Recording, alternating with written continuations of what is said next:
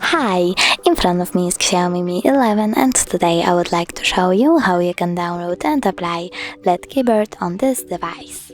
Firstly, open Play Store. Now type LED keyboard and download this app from this developer. Then open it. Tap Get Started, click OK, scroll all the way down and tap on the switcher next to LED keyboard. Then click OK again and tap on Input Options. Select LED keyboard one more time and pick one of the options by clicking on the chosen one.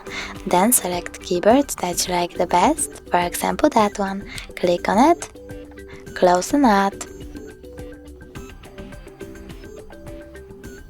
and tap on Get Theme. So now when I go back,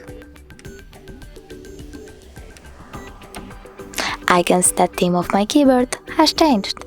Thanks so much for watching. If you enjoyed this video, don't forget to leave a like, comment and subscribe. Bye!